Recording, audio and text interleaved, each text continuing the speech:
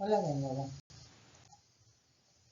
En este vídeo, más breve que los anteriores, describiremos los distintos espacios de soluciones que nos podemos encontrar y que serán muy importantes en el momento de resolver los problemas de scheduling, tanto por su tamaño como por la garantía de que contengan al menos una solución óptima. Otro tema será que además el algoritmo pueda garantizar que ante la existencia de esa solución óptima es capaz de alcanzarla. Pero para que pueda alcanzarla, como mínimo, tenemos que estar seguros de que esa solución existe y es alcanzable en el espacio de búsqueda que estamos viendo. Ya dijimos que si teníamos grafo-solución con ciclos, teníamos situaciones de infactibilidad. Un grafo-solución corresponde a un schedule no factible. ¿Vale? Una tarea tiene que ejecutarse antes y después de otra a la vez, o dos tareas que comparten trabajo y o máquinas se solapan, etcétera, etcétera. Dentro de los schedules factibles vamos a mencionar 4 clases: los semiactivos, los activos, los óptimos y los densos.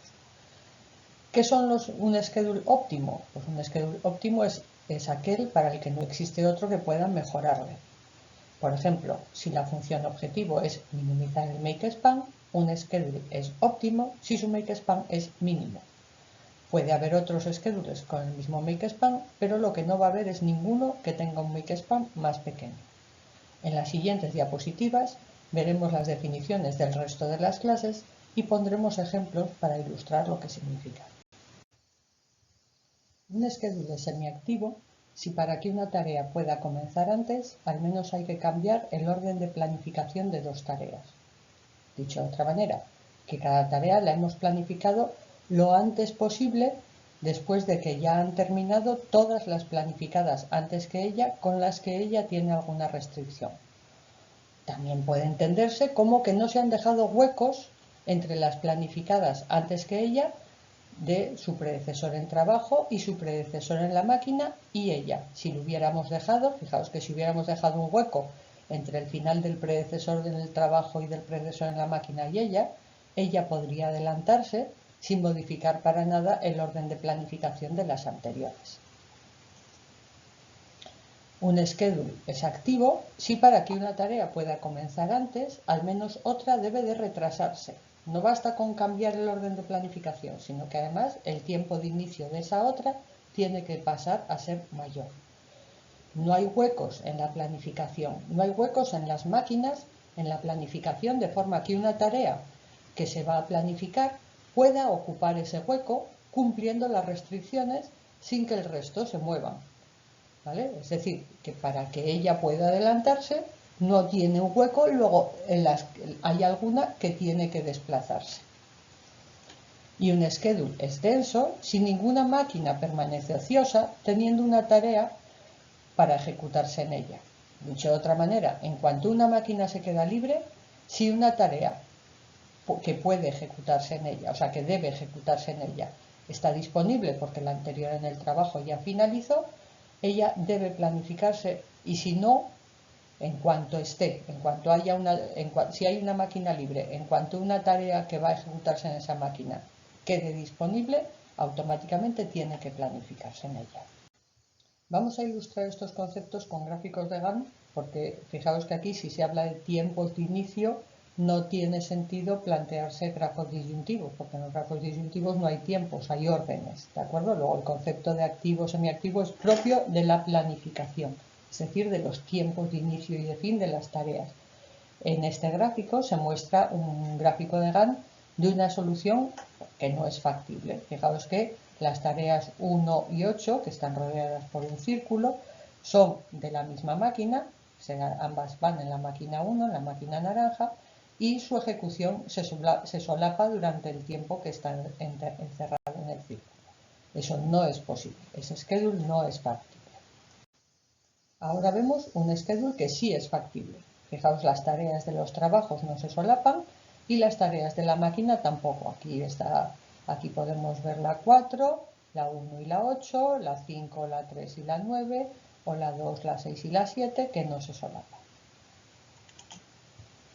Pero no es semiactivo. ¿Por qué? Fijaos, la tarea 8 no tiene, aunque en el orden de ejecución de las tareas vaya después de la tarea 6, realmente no tiene que esperar a que la 6 termine para ser ejecutada. ¿Por qué?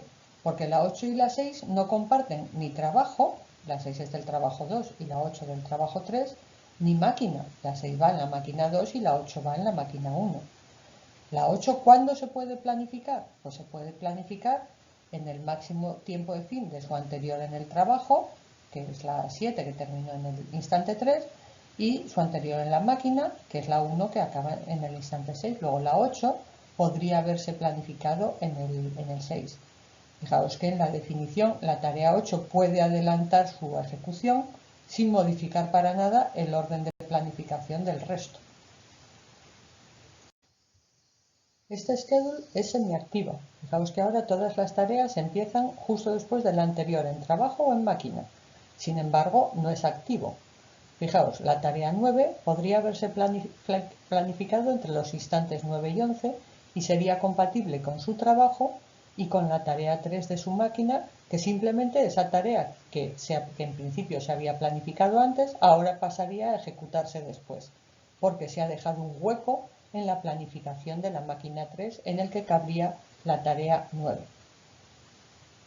Por lo tanto, este schedule es factible, es semiactivo, pero no es activo porque si se adelanta la tarea 9, la tarea 3 no tendría por qué retrasarse, ni ninguna de las demás. Vamos a explicar por qué este schedule tampoco es denso. Fijaos, la máquina amarilla lleva ociosa desde el instante t igual a 5, que es cuando terminó la primera tarea que va sobre la máquina amarilla. En ese momento, la tarea 9, no puede ejecutarse, y la 3 tampoco. La 3 tiene que esperar a que se ejecuten la 1 y la 2, que son de su propio trabajo, y la 9 tiene que esperar a que se ejecute la tarea anterior en su trabajo, que es la 8. Ahora bien, una vez que la 8 termina su ejecución, en el instante 9, la tarea 9 está disponible, puesto que es la siguiente en el trabajo, y la máquina amarilla está ociosa. Luego, en ese instante, la tarea podría ejecutarse. Esta tarea podría venir a ejecutarse en el instante 9. Por lo tanto, ese schedule no es denso. Ojo, alguien podría pensar que activo y denso son lo mismo, y no es cierto.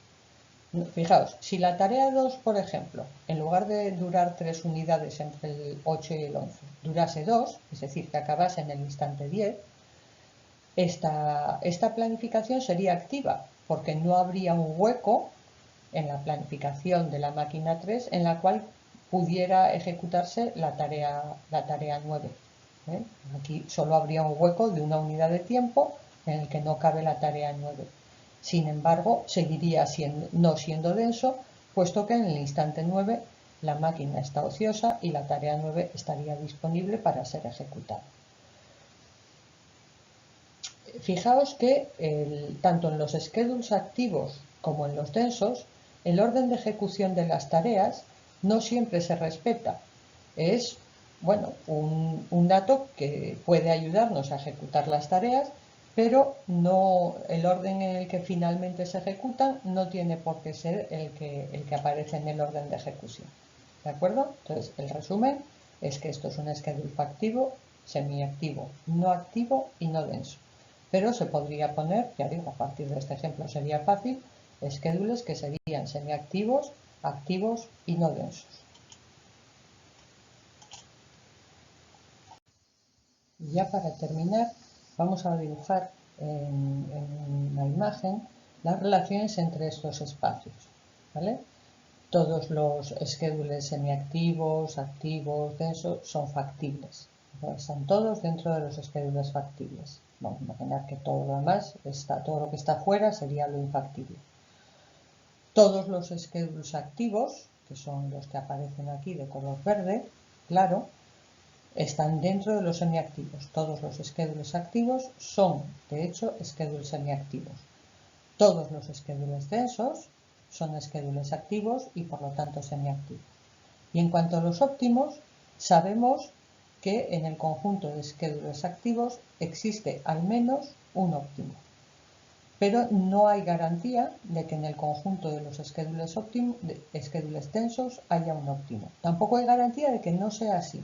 Simplemente no hay garantía de que el conjunto de schedules tensos tenga un óptimo. Entonces, si buscamos una solución y manejamos solo soluciones densas, puede que no lleguemos nunca a alcanzar la solución óptima, aunque el método de búsqueda sea completo.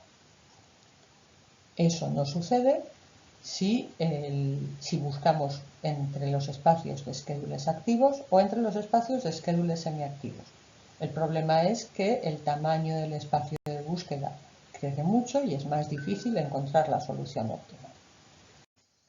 En este vídeo, que ha sido más breve que los anteriores, hemos descrito los distintos espacios de soluciones que nos podemos encontrar y que serán importantes en el momento de resolver estos problemas por su tamaño y por la garantía de que contienen al menos una solución óptima. Nos vemos en el vídeo de algoritmos exactos de resolución. Hasta luego.